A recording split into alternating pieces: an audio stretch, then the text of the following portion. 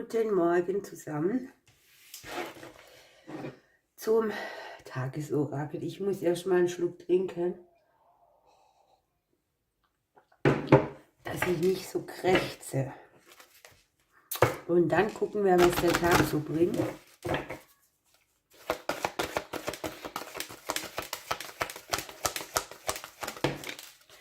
Ja, wir kriegen Unterstützung. Hier sieht man die geistige Welt. Hier sieht man ganz viele Wesen. Es ist nicht nur von oben der Schutz da, sondern auch von dem, was uns umgibt. Und irgendwie gibt es vielleicht auch so ein Thema, das du schon lange abgegeben hast, das sich jetzt hier auf den Weg macht und sich beginnt zu zeigen als erleichternde Situation oder ja, manchmal auch durch Menschen, die in dein Leben treten, die dir irgendwie weiterhelfen. Man soll sich konzentrieren, ja, also fokussieren, konzentrieren, vielleicht auch auf das Wesentliche reduzieren, nicht so durchfahren zu sein von allem, was um einen rum ist und ablenkt auch vom Wesentlichen. Und für den einen oder anderen kann sein, dass ein bisschen mehr Romantik ins Leben kommt, dass sich irgendwas wieder so bewegt, was sich gut anfühlt. Klar, viele haben keine Partner. Für mich ist Romantik keine partnerabhängige Situation. Das kann man sich auch selber gestalten. Ne? Das erhörte Gebet, das ist das, was ich hier oben schon meinte. Es zeigt sich eine Situation, da macht man schon eine Weile rum. Ne? Und jetzt fängt es an, unterstützend zu wirken und setzt sich um. Es ist vielleicht hier ganz wichtig, dass wir immer wieder auch ins Innen gehen, uns besinnen, uns konzentrieren auf das, was uns gesagt wird, wo wir vielleicht auch irgendwelche Zeichen übersehen. Unten haben wir einen Neubeginn, den haben wir jeden Morgen, wenn wir aufstehen. Und ich vermute fast, wenn ich jetzt die Lenormands noch nehme, dass wir hier tatsächlich endlich aufatmen können bei einer Situation, wo wir lange gedacht haben, ich stehe hier alleine und ich komme nicht weiter, jetzt helft mir doch mal. Ne?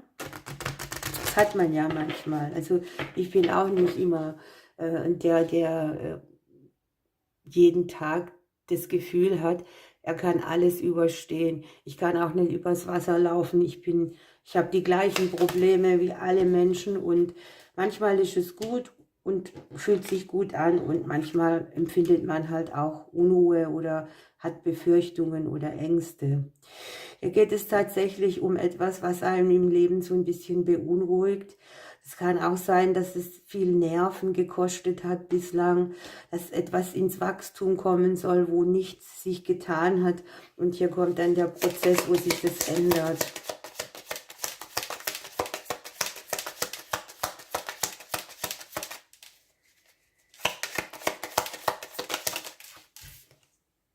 Guckt mal, die Lösung. Wie genial. Die Lösung und die Sterne. Also eine Situation, die viel Nerven gekostet hat, die lange andauert. Da kommt jetzt Unterstützung, die Lösung und Klarheit und die Sterne bringen auch das Glück mit in die Situation rein.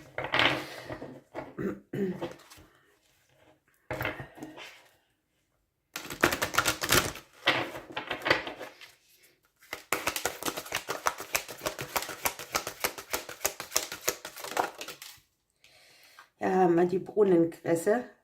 In dir ist das ganze Meer und das Wasser segnet dich jeden Tag. Lass deine Gefühle frei fließen und bade vertrauensvoll im großen Fluss des Lebens. Wahnsinnig passend, ne? Wenn man sich das so bewusst macht, was das Wasser eigentlich auch bedeutet für uns Menschen und was für ein Segen das alles ist. Und wir machen vielleicht viel zu oft an Dingen rum, die sind so nichtig und so klein und gegen das, was uns geschehen würde, wenn man uns beispielsweise das Wasser wegnimmt. Unten haben wir noch Ahorn, lausche der Stimme der Natur. alles schwingt und tönt in Harmonie. Atme diese Energie tief ein und spüre den Einklang. Also hier geht es wirklich ums Runterfahren, um Abkühlen von Emotionen, die einem lästig sind oder die, ja, die vielleicht auch Nervenstress oder innere Anspannung mitbringen, Unruhe sozusagen. Ich werde heute mal noch eine Karte nehmen, die nehme ich nicht so oft, was genau hier das Unterbewusstsein dazu zu sagen hat oder wo wir vielleicht ein bisschen die innere Stimme mit befragen können. Hier kommt die Kreativität, ne? Die kommt immer dann ins Fließen, wenn man selber auch fließt, ne? Wenn man nicht verstockt ist. Hier darf man sich mit Romantik umgeben, mit Sachen, die einem Spaß machen, wo man das Schöpferische hat, wo man sich ausdrücken kann. Und vielleicht kann man diese Kreativität auch nutzen, um sich selber in eine Situation zu bringen oder in eine Gefühlslage, in der man wieder mehr so dieses Fließende spürt und nicht dieses Verstockte oder in einem Sitzende.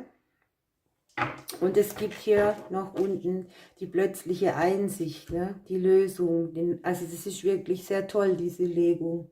Hätte ich jetzt nicht gedacht, dass wir hier so eine Botschaft kriegen, die dann am Ende doch wieder sehr tiefgründig ist.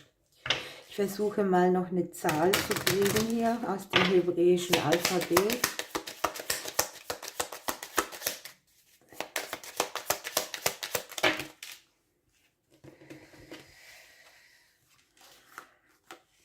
Wir haben, dass die Sonne aufgeht. Guckt euch das an.